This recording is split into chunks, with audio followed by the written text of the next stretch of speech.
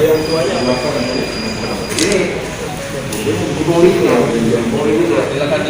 sama, ini satu grup, tidak? Satu grup ya?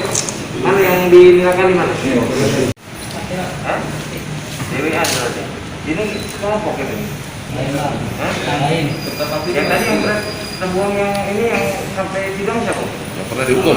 Iya, apa? Tamu. Tapi siapa? Hah? Gimana? Berapa lama? Bang, ada yang bawa sajam ya, Bang? Ada. Mana yang bawa sajam? Bawa sajam yang mana, Bang? Beri. Buat apa? Duitnya dipakai buat apa? Hah? Buat jaga diri? Hah? Siapa kawan? Ada tak yang begini? Udah. Untuk nodong, untuk meres, untuk malak. Malak ya? Untuk malak ya, mana pegang be. Jadi buat apa? Enggak tahu di sekolah udang lain. Pegang wae. Iya. Hah?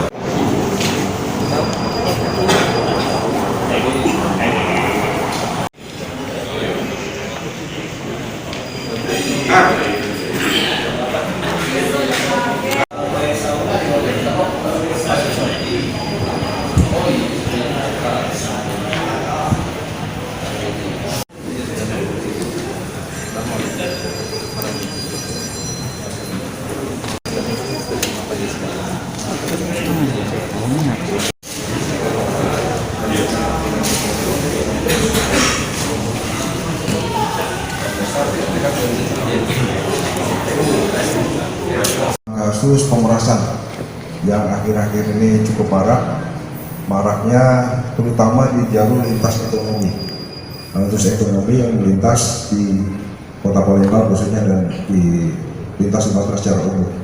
Ini tentunya cukup meresahkan karena ini merupakan jantung distribusi ekonomi dan lain sebagainya, sehingga ini cukup terganggu. Hal ini menjadi atensi dari kepolisian dan juga tentunya negara, hal ini dari Satgas Saber Pungli dan juga pidana umum lainnya. Masyarakat khususnya melalui viral di beberapa media sosial yang ada di Palembang, sehingga kami lakukan pengungkapan ini.